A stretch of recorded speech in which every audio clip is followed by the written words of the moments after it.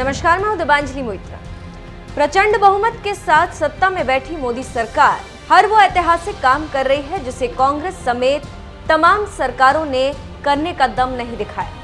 तभी तो कश्मीर से अनुच्छेद 370 हटाने से लेकर मुस्लिम महिलाओं को 3 तलाक के दंश से आजादी भी दिलाई। ऐसे तमाम ऐतिहासिक कदम उठाने वाली मोदी सरकार अब वो कदम उठाने जा रही है जिसकी हिम्मत कांग्रेस की नेहरू सरकार से लेकर मनमोहन सरकार भी कभी दिखा नहीं पाई।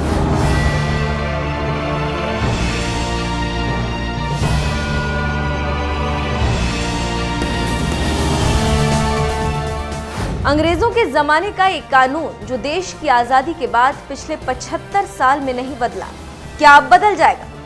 हम बात कर रहे हैं राजद्रोह कानून की। सत्ता बदली, कई प्रधानमंत्री बदले, लेकिन नहीं बदला तो राजद्रोह का ये कानून।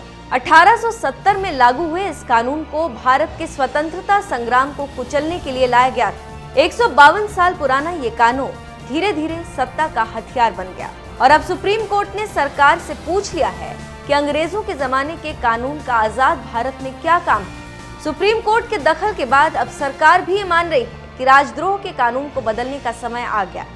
इसीलिए इस कानून में बदलाव पर विचार किया जा रहा है।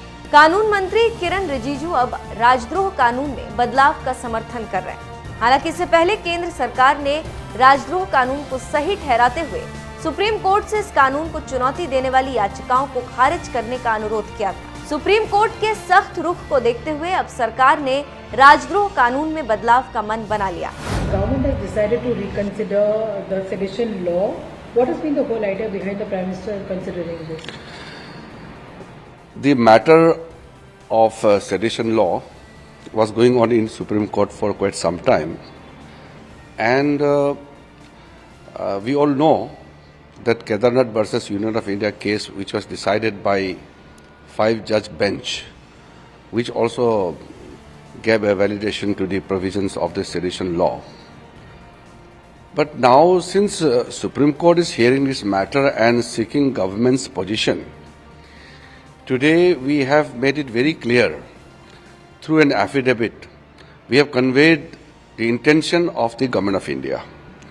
Honorable Prime Minister Modi ji has clearly stated and directed that we will reconsider and re-examine the provisions of the sedition law.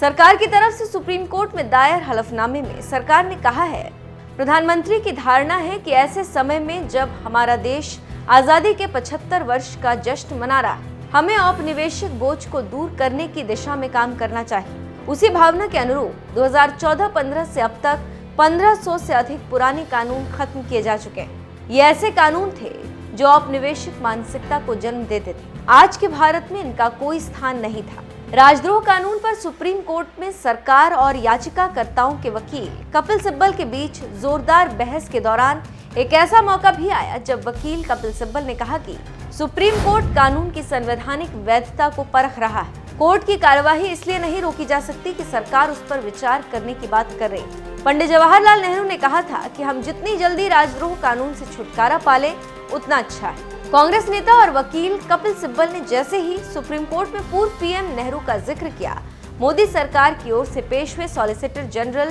Tushar Mehta ने मौका देखते ही तुरंत पलटवार किया और कहा, हम वही करने की कोशिश कर रहे हैं जो पंडित नेहरू तब नहीं कर सके थे। यानी राजद्रोह कानून के मामले में जो काम नेहरू भी नहीं कर सके वो अब मोदी सरकार कर रही है। सुप्रीम कोर्ट ने क्यों कहा राजद्रोह कानून की जरूरत नहीं? दरअसल साल 2016 से 2020 तक के आंकड़े देखें तो इस दौरान राजद्रोह कानून के तहत कई केस दर्ज हुए, लेकिन आरोप सिद्ध होने के मामले कम ही देखने को मिले। 2016 में राजद्रोह कानून के तहत 73 लोगों को हिरासत में लिया गया। सिर्फ 33% लोगों पर ही आरोप सिद्ध हुआ। 2017 में 228 लोगों को गिरफ्तार किया गया, जिनमें से सिर्फ 16.7% केस सही पाए गए।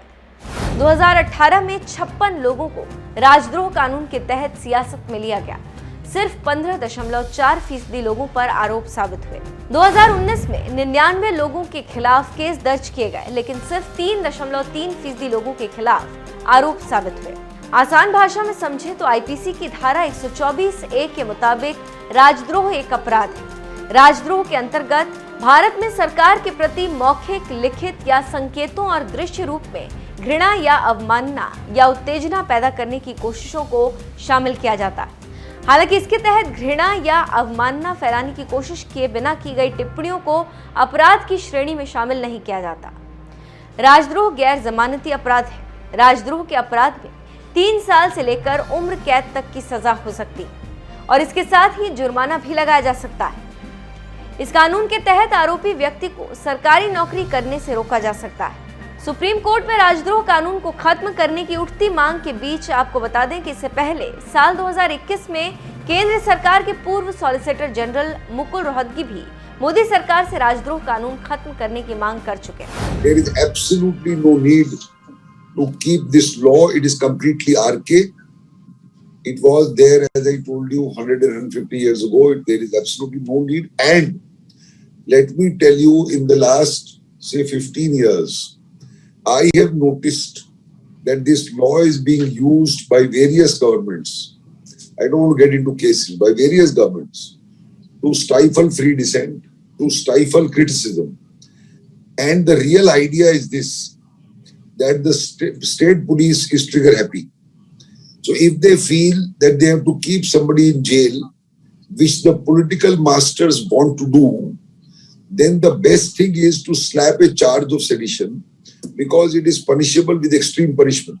So the moment that happens, that the judge before whom the matter goes generally gets more cautious. He says, no, it's a serious case and I will not grant bail.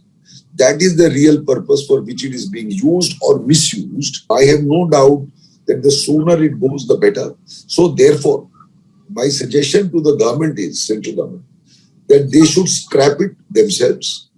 If it is not scrapped, the Supreme Court should scrap it.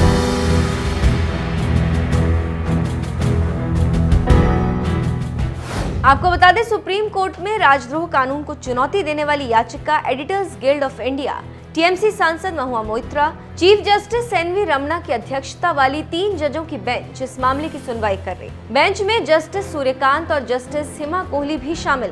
फिलहाल 1870 में बने देशद्रोह कानून के तहत supreme court ने नए case दर्ज करने पर रोक लगा दी। साथ ही पुराने मामलों में कार्रवाई पर भी रोक लगा दी। अब देखना यह है कि अंग्रेजों के जमाने का ये राजद्रोह कानून कब तक खत्म होता है। वैसे आपको क्या लगता है, क्या राजद्रोह कानून खत्म किया जाना चाहिए? अपनी राय हमें कमेंट कर जरूर बताएं। Government has decided to reconsider the sedition law. What has been the whole idea behind the Prime Minister considering this? The matter of sedition law was going on in Supreme Court for quite some time, and we all know that Kedarnath versus Union of India case, which was decided by 5-judge bench, which also gave a validation to the provisions of the sedition law. But now, since Supreme Court is hearing this matter and seeking government's position, today we have made it very clear through an affidavit. We have conveyed the intention of the Government of India. Honorable Prime Minister Modi ji has clearly stated and directed that we will reconsider and re-examine the provisions of the sedition law.